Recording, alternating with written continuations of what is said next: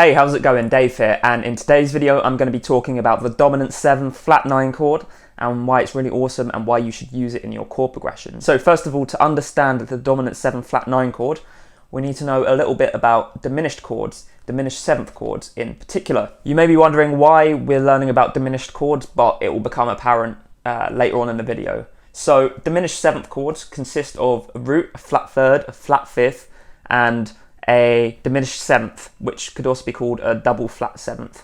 It's enharmonically equivalent to a major 6th, but in a diminished 7th chord, we call it a diminished 7th. So let's take a B diminished 7th chord for example. We have the notes B, D, F, and A flat. And to play that chord, we are going to use the fingering 2 on the A string, 3 on the D string, 1 on the G string, and 3 on the B string. A diminished 7th chord is created by stacking minor thirds. So what we're doing is we're taking B, playing a minor 3rd, which is D, then a minor 3rd above that, which is F, then a minor 3rd above that, which is your A flat. This makes it a symmetrical chord. So if we were to play an inversion of our B diminished 7th chord, we'd get the notes D, F, A flat, and B, which in fact make a D diminished 7th chord. So when you invert a diminished 7th chord, you create another diminished 7th chord. So if we invert this D diminished 7th chord, we get an F diminished 7th chord, and then we can also get an A flat diminished chord. So whenever you do play a B diminished chord, you've got 3 other options that are different chords, but they're the same chord because they're the exact same notes. B diminished has all the same notes as D diminished, which has all the same notes as F diminished, which has all the same notes as A flat diminished 7th as well. Now let's talk about the dominant 7 flat 9 chord, because that's what the video is all about. The dominant chord is chord 5 in your key, and the dominant chord is used to create tension and resolve usually onto the 1 chord. Now the 5 chord consists of your root, your 3rd, your 5th, and a flat 7th. And it sounds like this. You're probably very familiar with it. What we like to do is we can add extensions to that chord. So we could add a 9th, we could add 11th, we could add 13th to that chord. And it makes the chord sound a bit more interesting. For example, if I'm playing a G11, that sounds quite interesting, or a G13. But to add extra tension, what we can do is we can alter those tensions. So we could either raise or flatten the 9th, we could raise the 11th, or we could flatten the 13th. In this case, we are flattening the 9th, so we're getting a dominant 7 flat 9 chord. Here are a couple shapes for your dominant 7 flat 9 chord. So I like to use this shape, 3 on the low E string, 3 on the D string, 1 on the G string, and 3 on the B string. I also like to use this shape, 5 on the low E string, we're bypassing the A, then we're playing 5 on the D, 6 on the G, 5 on the B, and 6 on the high E. That's another good shape. Another one you can do is if you're playing with the root on the 5th string, we can play 10 on the A, 9 on the D, 10 on the G, and 9 on the B. Just like that. If you want to play with the root on the D string, we can play 5 on the D, 4 on the G, 6 on the B, and 4 on the high E.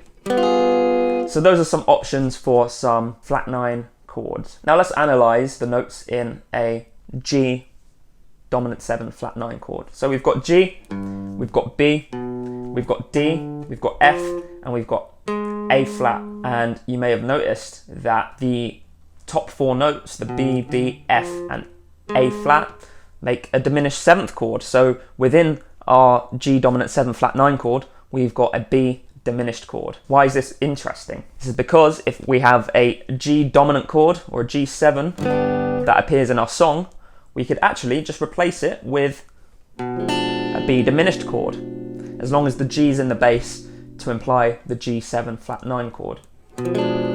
But even then, you could probably just play a B diminished chord with a B in the bass as well. But that also means whenever we're playing a G7 chord, you could use a D diminished 7th instead, because remember, they're exactly the same notes. Or you could use an F diminished 7th chord, or you could use an A flat diminished chord.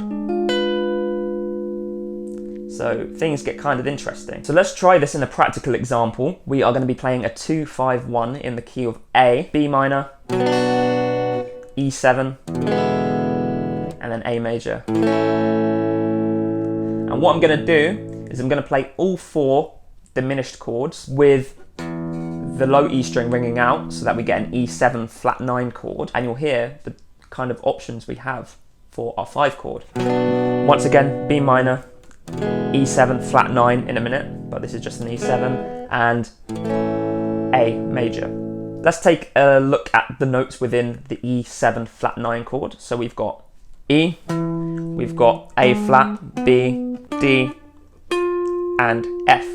So exactly the same notes as the top 4 notes of our G7 flat 9 chord. Just luckily, that's just by chance.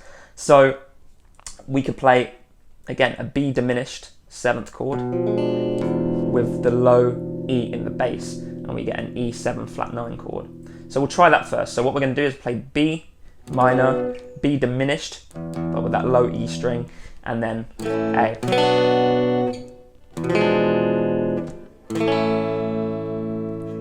Sounds pretty decent.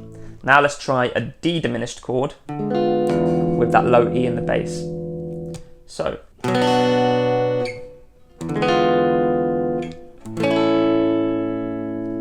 that sounds really cool as well. Now let's try for our 5 chord, playing the F diminished 7th chord with the low E in the bass.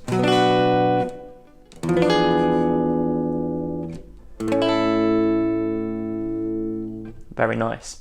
And finally, let's play an A flat diminished 7th chord with the low E in the bass as our 5 chord. So